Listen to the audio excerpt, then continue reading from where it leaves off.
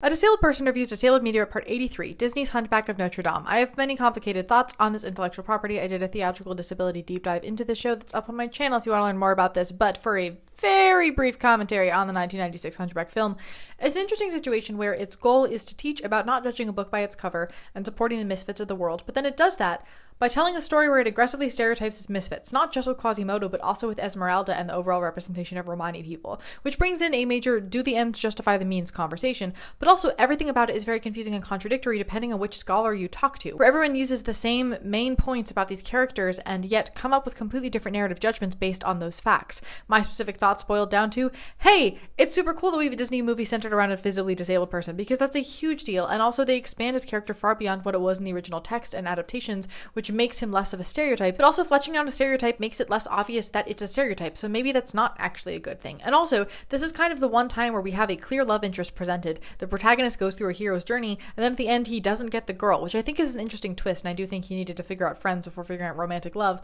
But also, having the first time a narrative of unrequited love appear in a Disney film be used on the first disabled character is a serious issue. They very much equate his disability with him being an emasculated, infantilized man-child who is then held up against Phoebus, who is the picture of masculinity, and ends up getting the girl despite objectively not deserving her. The musical kind of fixes some problems while creating others, though the new live-action film is definitely not going to draw much from the musical given Disney's track record with that, so I don't have high hopes for more ethical storytelling in the new version. But again, this is all very, very complicated because the story has been part of the cultural zeitgeist for centuries, and I didn't even scratch the surface here, but you should go check out my longer video, which has a lot of conversations about all the adaptations and ethics and all that kind of stuff.